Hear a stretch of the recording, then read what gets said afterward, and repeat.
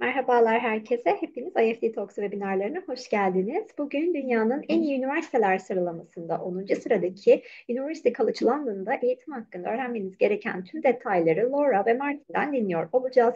Lütfen sorularınızı soru cevap bölümünden yönlendirmeyi unutmayın. Yes, Laura, the stage is yours now.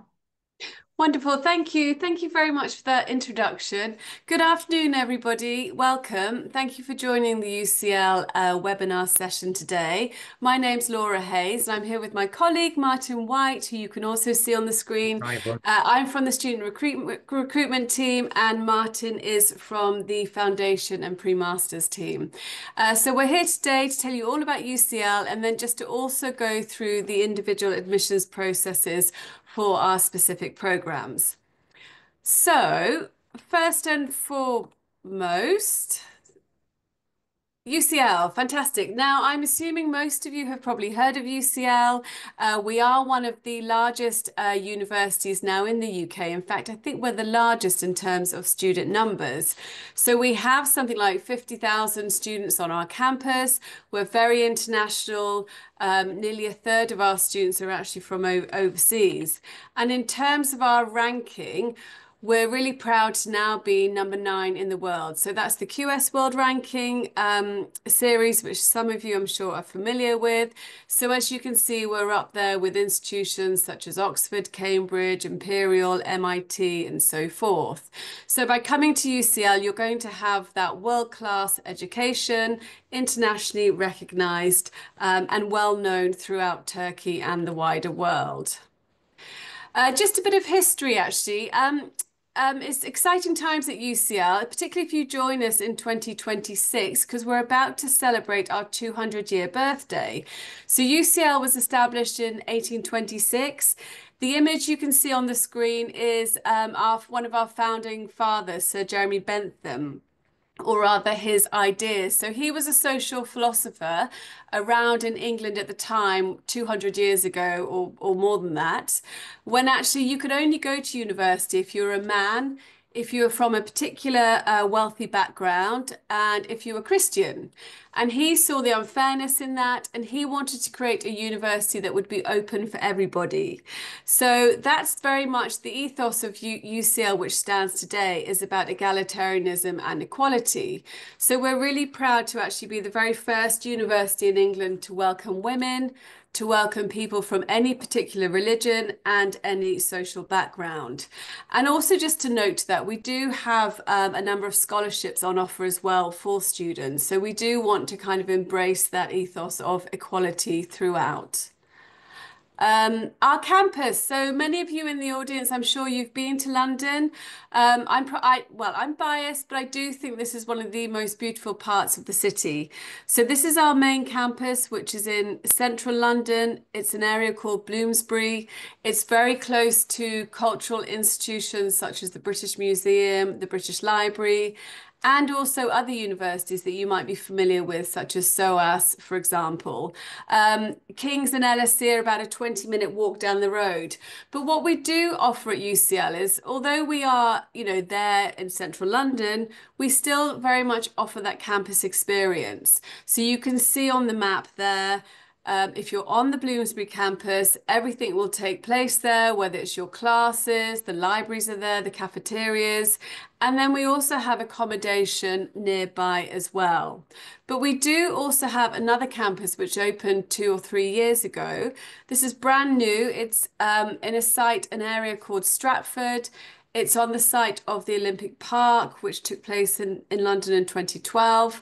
This is a sort of a regenerated part of London. So it's a very new, shiny, upcoming kind of part of the city. I guess it's a bit like studying at Sabancı University in Istanbul. It's about 40 minutes from the main central London neighbourhood and that Bloomsbury campus. But it's definitely worth considering. And if you are looking to study at UCL, make sure you check which campus your program is likely to be on. In terms of the programs which take place at UCL East, they are kind of new and upcoming programs, particularly in areas related to artificial intelligence, data science, and so forth. But most of you would probably be located on the Bloomsbury campus. there are more postgraduate programs on the East Campus. Okay, so that's just something to be aware of. So what do we offer? Postgraduate, undergraduate degrees, foundation programs. We have 11 faculties at UCL, so we offer pretty much everything.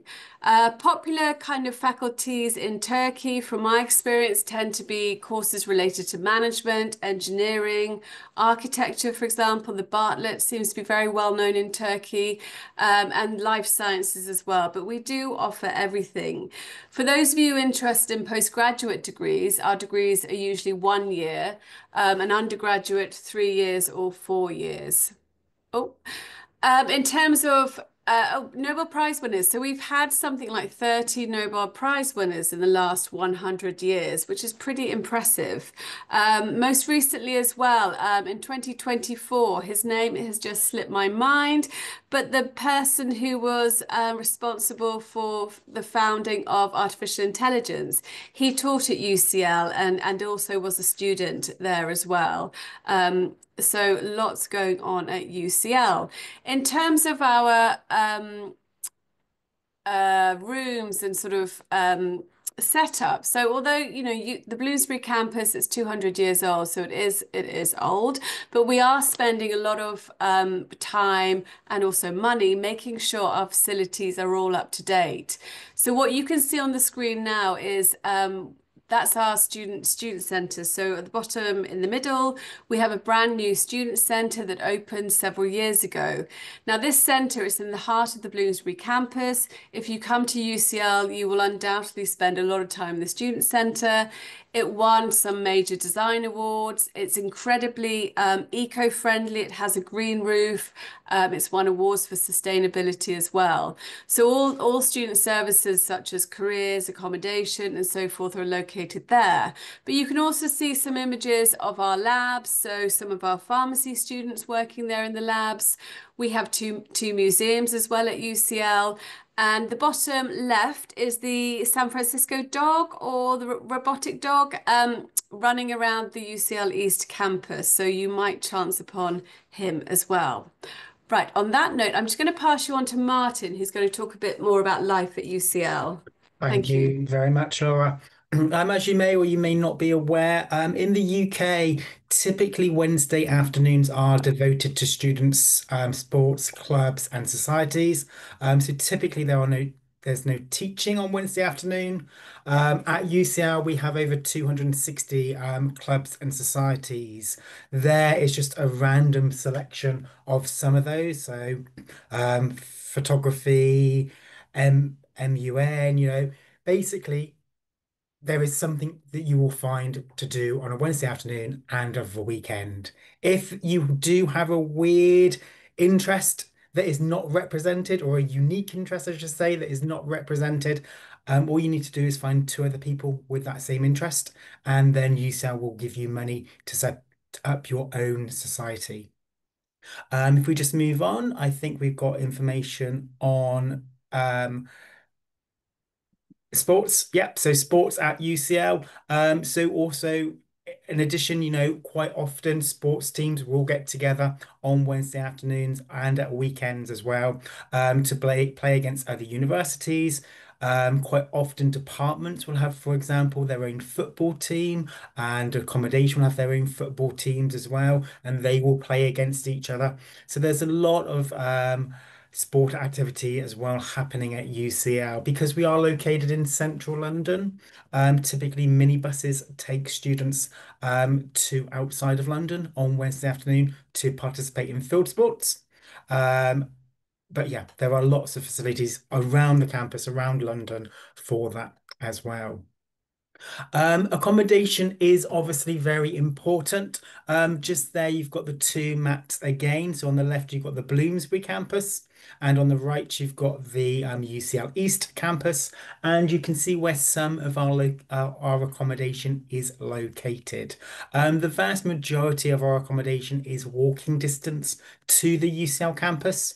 If it's not walking distance, it would be a short bus ride or a short ride on the underground to the UCL campus.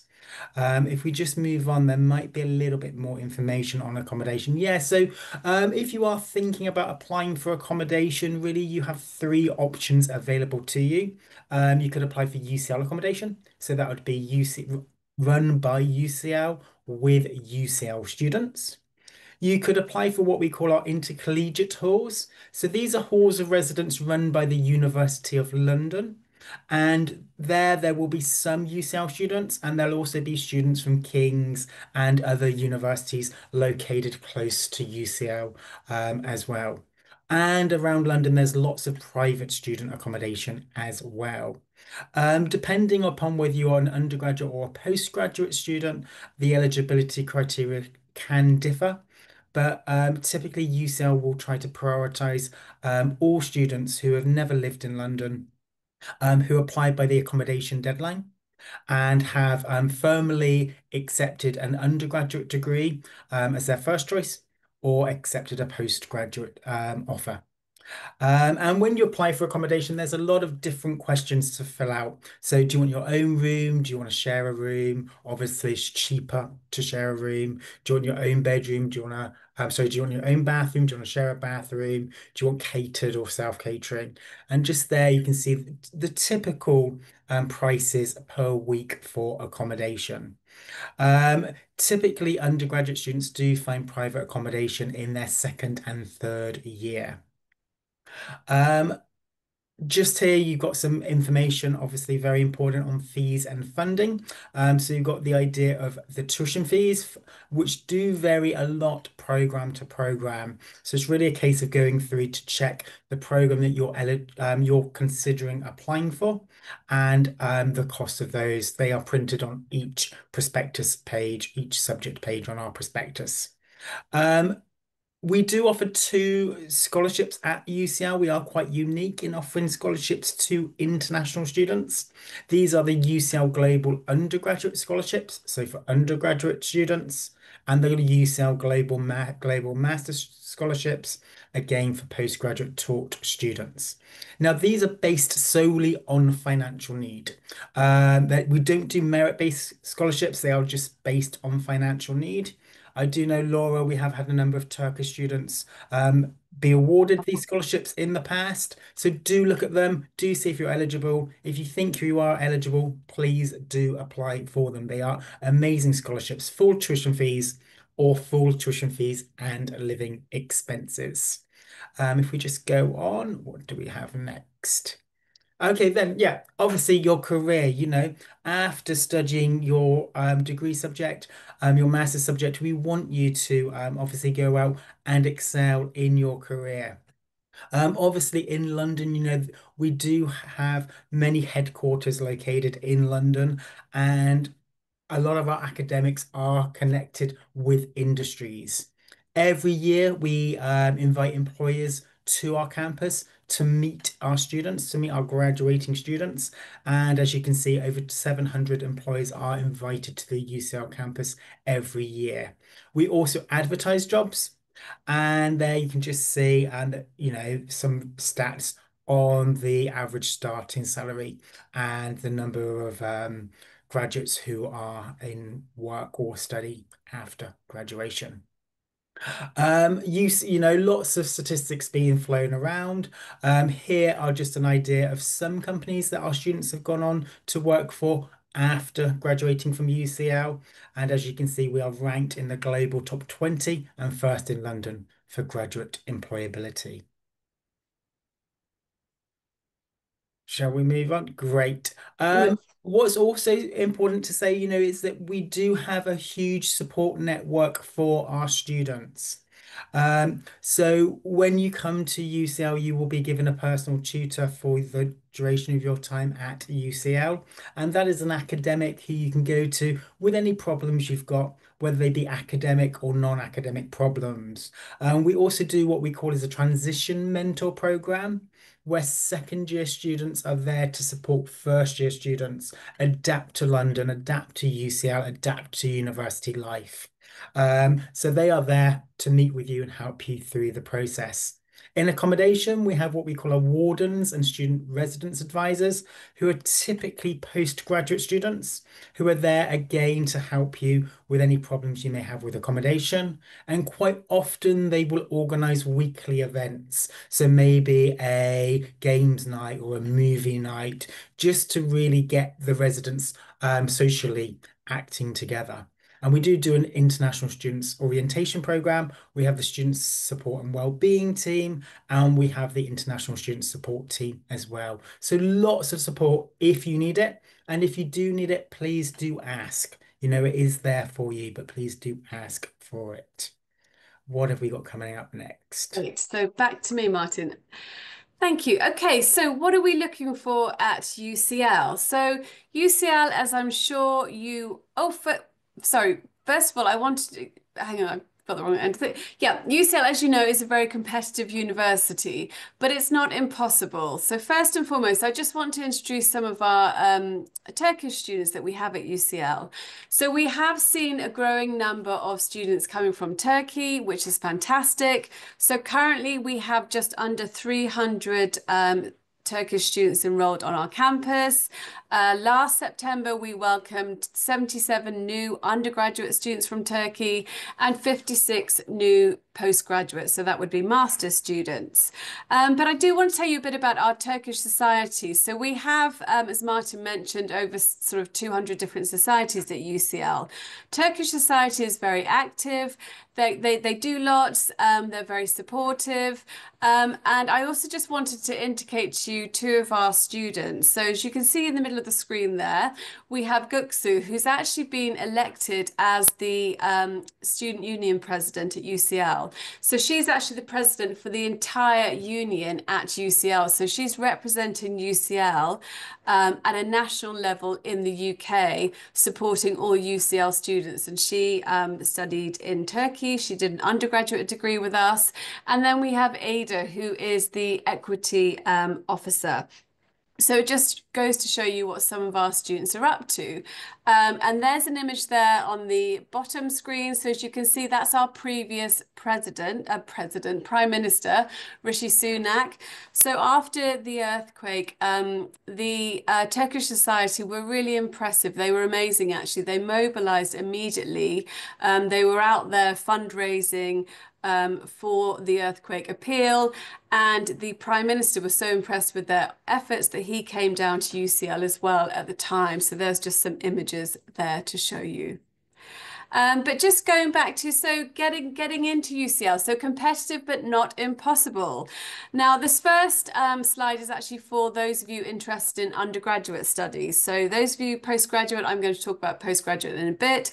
But for undergraduate, okay, so this year we received something like 90,000 applications. On average, we have 10 applications for every one place at UCL, but as you can see, some programs are a lot more competitive. So computer science, you have an average of about 26 applications to one place.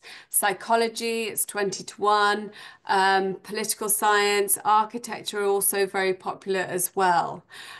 So what are we looking for? In terms of entry requirements, so in the audience today, I'm assuming we've got students who are perhaps doing the IB, maybe you're doing advanced placements, or you're doing the Turkish high school diploma, the Anatolian diploma.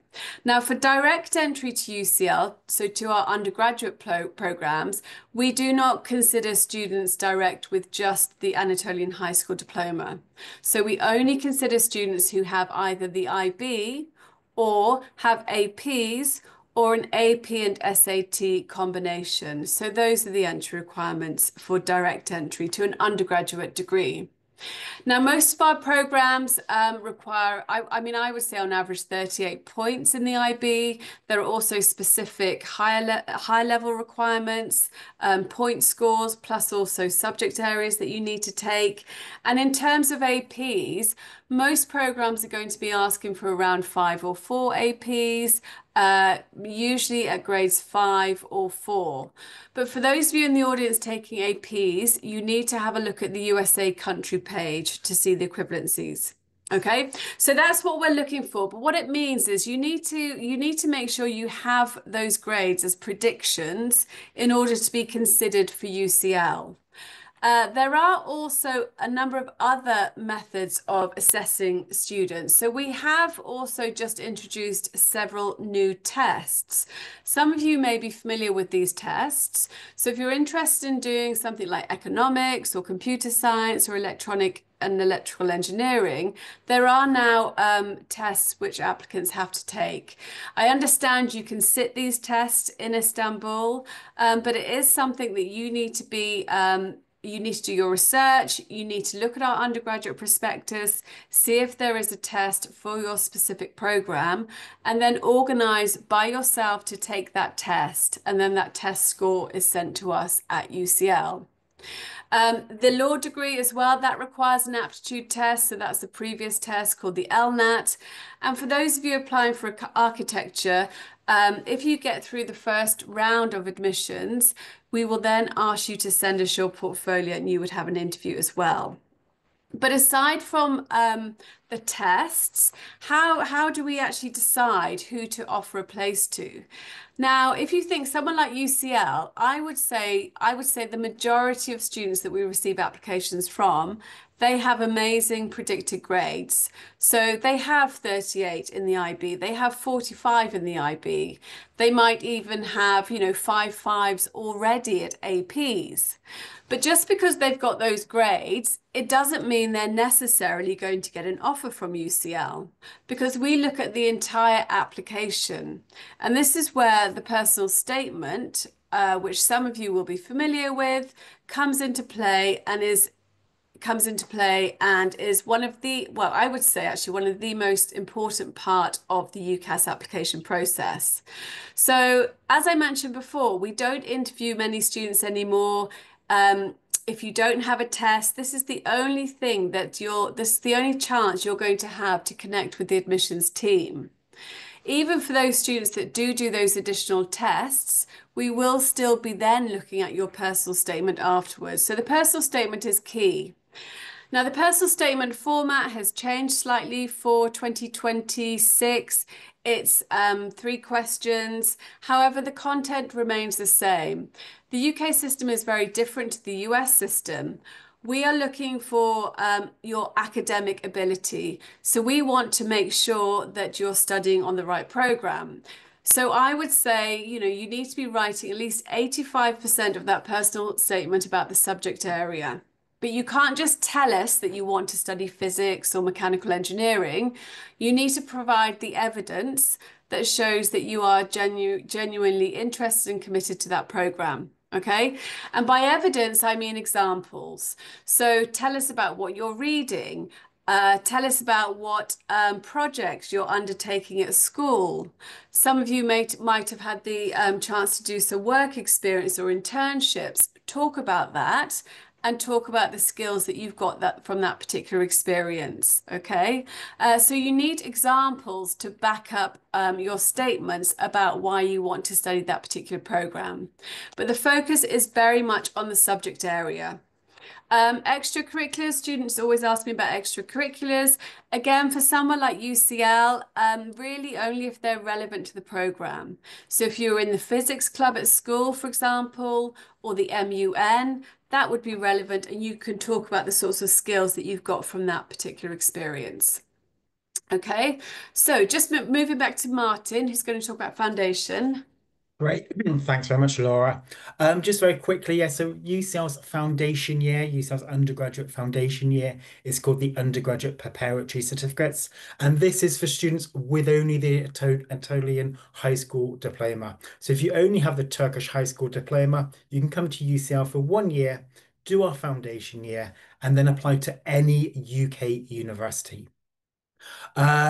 What we do is we guarantee you an offer for over 230 degree programs if you're predicted to meet their entry criteria. But every year we have students that progress to LSE, Imperial, Last year, I think we had one person progress to Cambridge, which is very rare, I will say. But, students will go to a range of universities after our foundation year. It is only for students without A levels, without the IB diploma, without enough APs. So if you have the IB diploma, but you don't have enough points for direct entry for year one entry, we will not consider you for the foundation year. So it's only for students with a Turkish high school diploma and nothing else. If we just move on. Oh, yeah. And then we offer two pathways. So we offer the science and engineering pathway on the left, and we offer the humanities pathway on your right. So each student will take 4 subjects. So every student takes academic English, every student takes a research module, and then you will pick 2 optional subjects based upon your undergraduate degree aim. So before you apply for the foundation year, you'll need to know which degree aim you are applying for, as that will influence which optional subjects you apply for.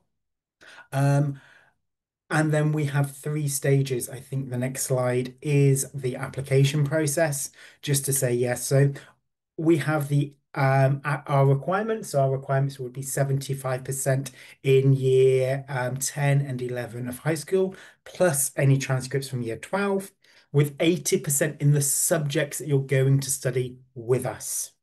We also require that you have a UKVI IELTS or a UKVI Pearson at the point of application, and then you apply directly to us via our website. So don't apply via UCAS, apply to us via our website. Once we've received your application, you'll take tests in the subjects that you want to study. If you do well in the tests, we'll give you an offer. If you do well in the test, we'll give you an interview. If you do well in the interview, we will give you an unconditional offer to join us on the foundation year. Very quick overview of the foundation. I'll pass back to Laura to talk about postgraduate talk. You're on mute, Laura. Can you hear me? Sorry. Yeah. Yes. Yeah, Can can you? now. Yeah. Yes. Sorry. Hello. Sorry. Those of you interested in master's programs. So again, UCL is highly competitive. We had something like, again, 90,000 applications this year. So for those of you from Turkey, most degree programs would require a GPA of 3.0 out of 4, plus also the required English requirements. Okay, so make sure you check our postgraduate prospectus and you can have a look at the individual programs. The application for for postgraduate study. So it's a separate, you apply directly to UCL, you apply online.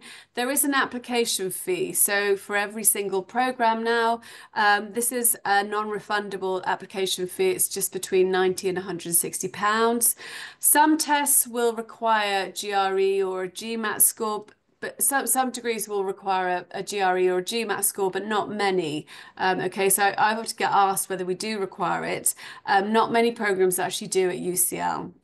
So really, applications will open in October, usually 2025. And then in terms of the closing time, it depends. I mean, usually it's March, April, but sometimes they are extended through to June. However, I would always recommend that students start thinking about applying for masters definitely in September. We make offers, we start accepting universities from October onwards. We make offers and decisions on a rolling basis. So the application, many students will apply in their final year at university, or some might apply once they've finished their degree. You need to also write a statement of purpose or a personal statement identifying why you want to study the program. This is usually 2 sides.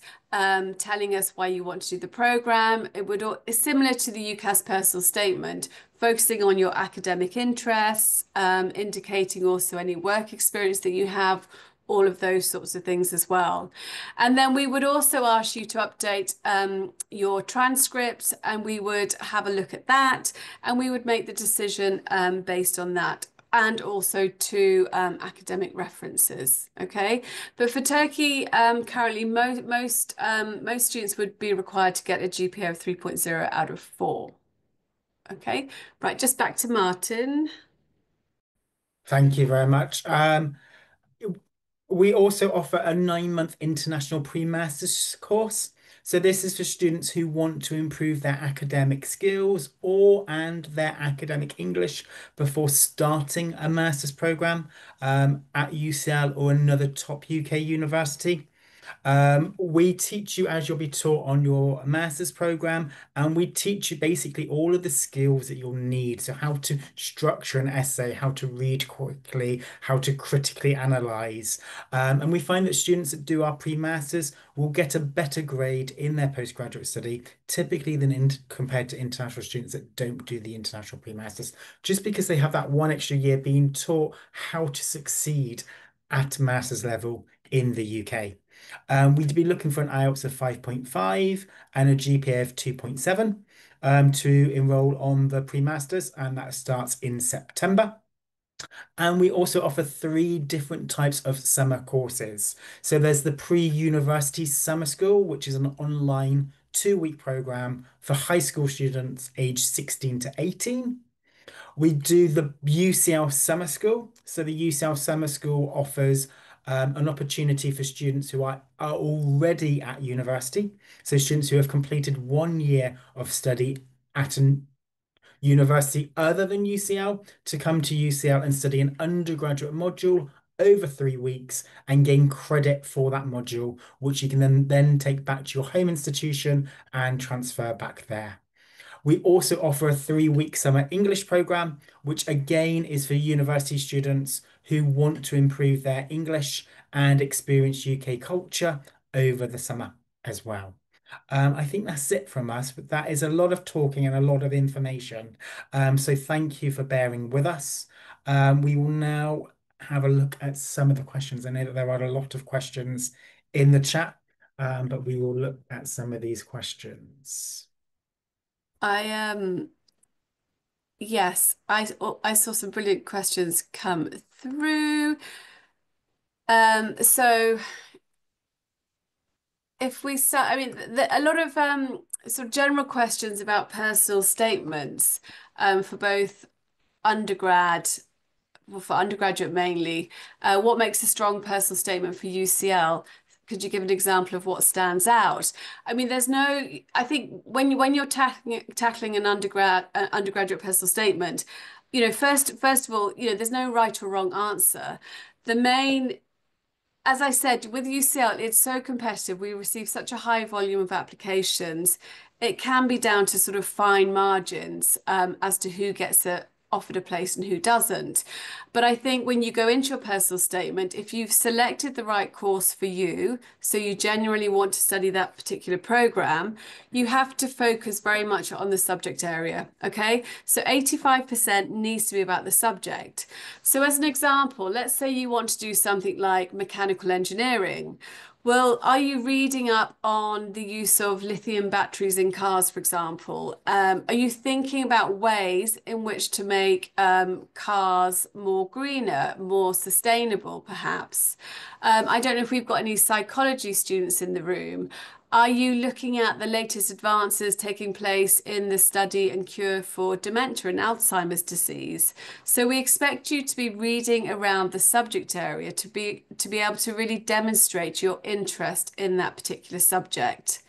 Other pointers, work experience, if you've had the chance to do some work experience. But again, you're not telling us, listing your work experience as such.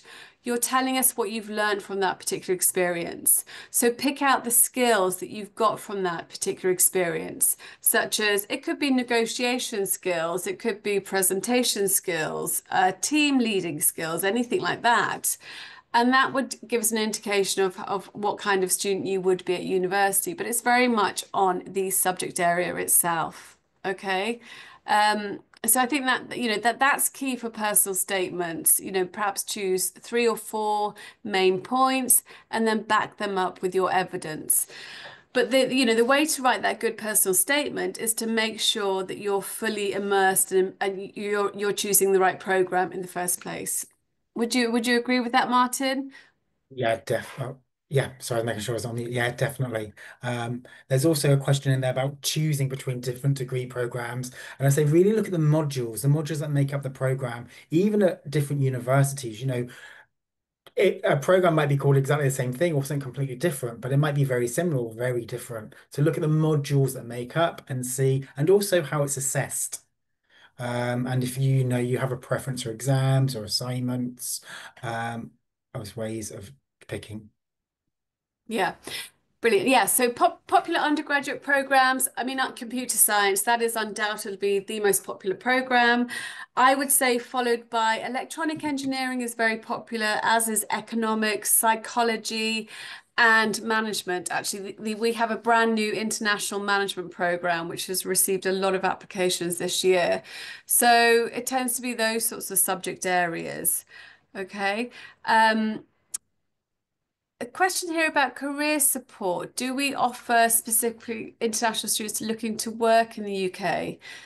So, I mean, at the moment, international students can work for up to 2 years post-study work visa, although that's going to change, Martin, isn't it? It's down to 18 months. Down to 18 months, yes. Have put information on the graduate route visa. So in the answered question. So I am typing and sending some links just because of time. Okay, So do brilliant. look in the answered things as well. And there is information there on the graduate route, which if you've completed an undergraduate or a master's program in the UK, you can apply for the graduate route visa, which allows you to Yeah. stay 18 months. 18 months. So you can get lots of support at the UCL Careers Service. They can point you in the right direction for finding a job. Again, the onus is on you to kind of do that work to prepare for jobs in the UK. But we can definitely signpost students in the right direction. So as Martin said, we have employers come onto our campus to meet our students. UCL graduates are very much sought after. Okay. Postgraduate applications. Do we interview students? No, we don't. Okay. So there are no interviews for postgraduate students at all. Just looking through these other questions. Does UCL provide accommodation for all? No, so for accommodation would only be for the first year. Okay, so for undergraduate students, and that's commonplace in universities in the UK. So you wouldn't live in the halls of residence for 3 years or 4 years. You would just live in that first year, and then in the second and third year, you would be with a group of friends. You'd probably rent in the private sector. Okay. A specific question here from a postgraduate student. Talking about their GPA. I applied to master degree to use at the end of April. Okay, fine. So this is more of an admissions question. So if the person who's written in from Yildiz Technical University, if you want to email me directly with that query or email the admissions team, we'll be able to get back to you. I think it's just worth pointing out there, though, that due to the volume of applications UCL receive, it can take us a long time to respond to students. So you definitely won't get an answer within a week or 2 weeks. It's more likely going to be 6 weeks plus by the time we can actually get back to students.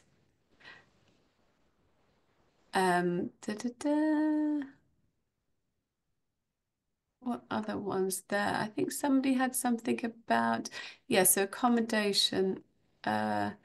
Typical day look for a first year undergraduate student. So I mean, first year undergraduate students, studying is very different to being at school in the UK. The onus is very much on, I would say, independent study, self-study. So although at school, you're used to being there perhaps from 9 to 5, when you come to university, you might only have, let's say, between 12 to 20 hours per week, which would be classes, perhaps lab time, something like that. But the rest of the time, it's not just free time. You are expected to be studying on your own. So you need to be a very sort of self-motivated learner, I think, to study in the UK. Make sure you're on that right program so that you are motivated and enthusiastic to study that particular course. So a typical day, I mean, most students would perhaps have 1 or 2 lectures. You won't necessarily have lectures every day. You might only actually be on the campus, let's say 3 days per week, but it just depends on each timetable. But then students are involved in lots of society activities, maybe sports, all sorts of different things. You might also decide to have a part-time job when you're studying in the UK. So that's quite a popular thing for international students to do. You can work 20 hours per week on the student visa, and you can work full time during the holidays. So, is it possible to visit London? Yes, please do come. Come and visit us in London. So, we do have the open day. Yeah, we do. We have an open day once a year. It's going to, in fact, it's just recently been announced. It will be at the end of June. However, we haven't yet started sending out links, or it hasn't gone live on our website yet, but it will do so imminently for students to start booking places. So if you're able to come along to the open day in person, it will be it's on the towards the end of June. If you can't come to the open day though, you can visit the campus. So we run campus tours, so we can arrange for a campus tour for you. We have several campus tours per week run by our student ambassadors. I'm also happy to meet with students, families directly as well. So please do just take my email address. If you happen just to be in London on holiday, you're welcome to come to the campus. You can also do a self-guided campus tour and just walk around the campus, the neighbourhood of Bloomsbury yourself, okay? But for those of you who think you might be able to attend the open day at the end of June, keep an eye on our website for the latest release dates to secure a ticket. Tickets for the open day go like hotcakes, don't they, Martin? It's a bit They like do. Glastonbury. I don't know if any of you know the Glastonbury Festival in the UK. I think it's harder to get a ticket to the UCL open day than it is to Glastonbury, actually. So make sure you're signed up to our mailing list so that you get the alert so that you know when the tickets are going to become available. Okay. And the open day is great because you'll get the chance to go into academic sessions, to meet with faculty, to get an idea what it's like to be a student on the campus as well. Okay. Okay, the answer. Okay, I'm going to just put my email in the chat here. Can everyone see the chat? Da, da, da. Whilst you do that, just say there is a question there about interviews at postgraduate level. Most UCL postgraduate degrees don't require interview. Off the top of my head, I actually can't think of any that do. I don't know if you do, No, Laura. I can't think of any that do at all. No. It would be based solely upon your application, any decision. Yeah. Can I can't seem to email everyone. I don't know whether IEFT can help me with that. If you go to chat, can you do it in the chat function? No, I've only got the option to do the Do you host, Oh so I yeah. have, can. which one do you want to share a general email? Yes, just well, my email address and please, Okay, I can't. you can go Yeah, to the chat box and okay, now you should be able to send the message. okay. Yeah, I've only got Zainab Martin Salimi. Who can see Can your you choose message? everybody? No, I don't have that as an option. Okay. If you share, I will be able to reshare again. Okay, great. Okay. So anyone got any questions that they want to come on screen and ask us? You're very welcome. You don't have to, you can, great. Okay, so everyone's got my email there. Special campus traditions or events that create a unique UCL experience. Martin, help me out with this one. I can't think of any, to be honest with you. I mean, we've got a lot of different like clubs and societies that will do different events around UCL. I know that quite often there is a paint festival on the campus. But that's not a UCL tradition. It's a cultural tradition. So quite often clubs and societies will bring their cultural traditions on Yeah. campus. But I can't actually think of any UCL No, traditions. not Uh, like a but unique one, not the like a I suppose specific. the obvious one is we have a dead man on our campus. We have Yes. Jeremy Bentham. We have Jeremy Bentham's body, who died nearly 200 years ago. He is in a glass case on the UCL campus. So if you do come to UCL, you have to go and visit Jeremy Bentham. He is preserved so that we remember, as Laura said, why UCL came into existence. Yes, yes. In fact, I showed students around the other day and we saw him there. So it's his, as Martin said, it's his skeleton, his body in that glass box. So you'll see him in the student centre. Another question, how early should international students start preparing their application? Best chance of success. I mean, for those of you undergraduate students, I mean, you should really be thinking about, what subject to apply for in grade 11, which I'm sure many of you probably are doing so. So when you're, the year before you graduate from high school. So that wouldn't just be for UCL, for all universities, to make sure that you're kind of preparing that strong UCAS application. Obviously, the deadline for UCAS is usually in January. However, you start to think, a year before about what subject you want to study at university. You start looking then about what different universities you want to go to. So to write that personal statement and to get that evidence together that I was talking about, it takes time. So you can't just write that personal statement the night before and then send in your UCAS form. You need to spend time on it, months thinking, rewriting, drafting.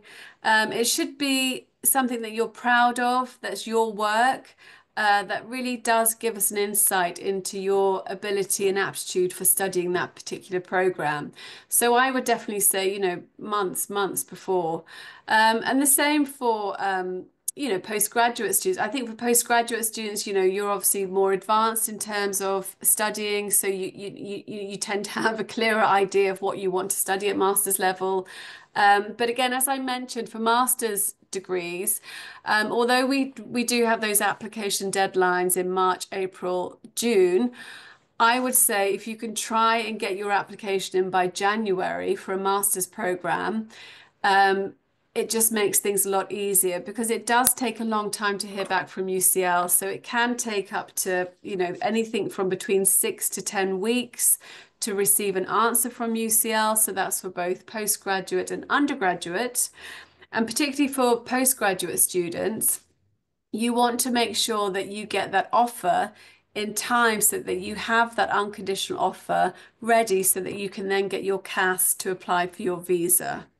Okay, so it's all a process. It takes time, I would say.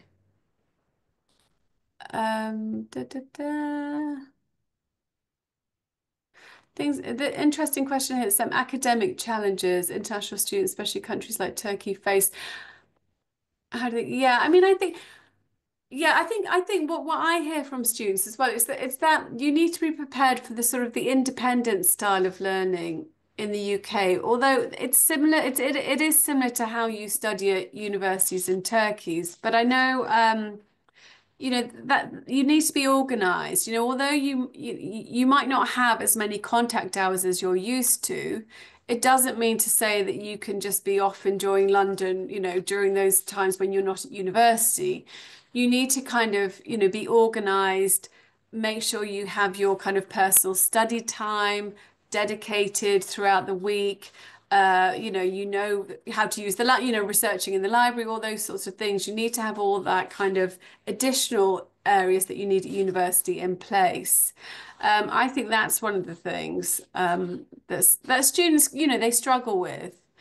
But we do have a lot of support, as Martin mentioned. So academic support, but also social support as well, well-being teams, to help students adjust. And we have mentor schemes as well at UCL. So every student coming into the first year, we can kind of buddy you up with a second or a third year student. This is for undergraduates. So that would be a current UCL student who you can just sort of meet for coffee. You can check in with and ask them, perhaps if you're struggling over organizing your time, you could perhaps talk to them about kind of time management skills, things like that. But I think one of the other challenges, people don't ask for help. I think that's key, actually. I think that's a big one, Martin, actually, isn't it? Because university is so different to being at school. And also you're miles away from home, from your family support network. So it's, it's a big deal coming to the UK to study overseas. It is, very much an overwhelming experience. It's exciting, but it can be incredibly overwhelming. So you need to kind of reach out to the support services at UCL. Nobody's going to call you up in the morning and say, "Where are you? You weren't in the class today." Okay. If you're struggling, if you're finding things difficult, you need to go to the support services at UCL to ask for help, and don't be afraid or embarrassed to ask for that help. I think that's one of the key things that could potentially be a challenge. But that's obviously more a social challenge, but that does affect everything, like your academic studies and so forth. Okay. What's the one about the CAS? I'm just looking here. Does the CAS project counts extra or supercurricular? Yeah, this one here. I mean, the extracurricular and supercurricular. So again, at UCL, as I mentioned, extracurricular subjects, you need to make sure that they're relevant to the program. Okay, so we're not necessarily looking for things like sports or I mean, in answer to your question, there is no answer. I mean, I don't know about the CAS project. You need to decide where that fits in best to your personal statement. Okay, so if it's linked to your particular subject area, you might want to talk about the CAS project as part of the entire personal statement because it's evidence about your interest in the subject. Whether it's extracurricular or supercurricular, I don't think that matters, I would say, No, to that. So just we've got about a few minutes left. What's student life like on campus? It's busy. There's lots going on, loads going on. I mean, we're there in the heart of London. It's very beautiful.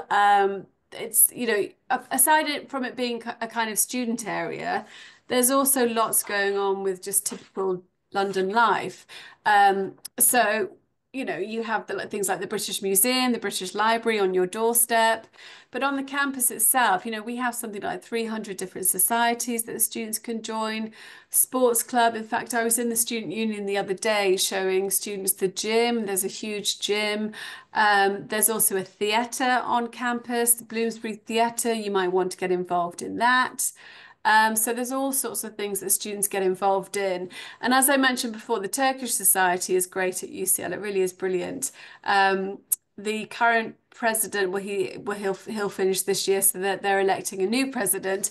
But they definitely organise lots of social events, cultural events, celebratory days, all sorts of different things that students can get involved in as well. What would you consider his? This just to finish on, actually, I think this is a good question just to finish on. If there's one last place for acceptance, two students have the same test score, same GPA, what do you consider here? Well, if we're talking about undergraduate, this is where your personal statement really comes into play. Okay.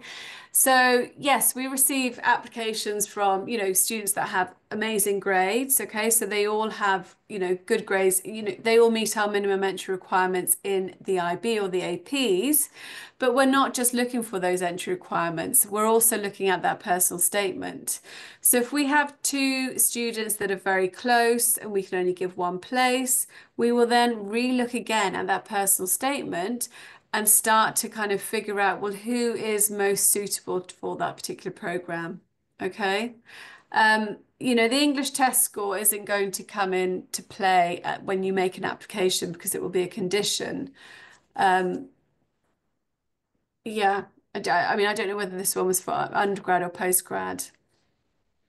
Okay, but that's where the personal statement comes into play for both undergrad and postgraduate, and also your reference. Okay, so for postgraduate, we require two references, usually academic references, or one can be from work if you have a couple of years work experience. And for undergraduate students, it would come from your school. Okay. So I think do you consider A levels? Yes, we do. Of course, we do. We consider A levels. Yes, yes, we do. They're obviously the UK curriculum. Usually A star, two A's. Computer science is two A stars and two A stars and an A, for example. But what we do with A levels at UCL, so we only consider all of our programs will require three A levels. So we only count three A levels. We don't count UCAS tariff points, which some other universities do. Do license sports affect our admissions? No, they don't. So when, again, that's very much about the US application process where they're looking at sports. That's not something that would come into play when we're making our decisions. Okay. So, just a few more minutes left. If anyone else has got any burning questions, let us know.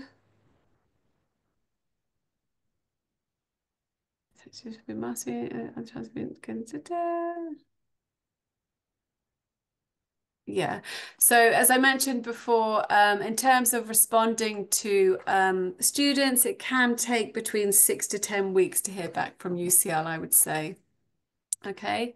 But just to follow up, we will be in Turkey in the autumn, both Martin and myself. So keep an eye on our website, sign up. There is on the presentation that I shared, there is a QR code which you can sign up to, where you'll get notifications from us of when we're planning on coming out to Turkey. There are our email addresses there as well. And if you are in London, do please feel free to send myself or Martin an email, and we can arrange a campus tour or perhaps meet you as well. Okay. So I think Martin, on that note, it's coming up to 4 o'clock. No, thank you so much to IEFT for organising today's session, and thank you so much for attending. Yes, Thank thank you you. very much for the great presentation, Laura and Martin. It was very informative for the attendees. And we had a lot of questions. You covered them all. Thank you for your answers as well. And also I would like to thank the participants in Turkish too. Katıldığınız için teşekkür ederiz arkadaşlar. Umarım sizin için de faydalı bir webinar olmuştur. UCL ile ilgili diğer sorularınız için chat kısmında paylaşılmış olan mail adresinden Laura'ya her zaman ulaşabilirsiniz. Bir sonraki webinarlarımızda görüşmek üzere. Thank you very much again, you guys. It was a pleasure to have you in IFT Talks. Thank you. Bye-bye. Bye. Take care. Bye bye. Bye.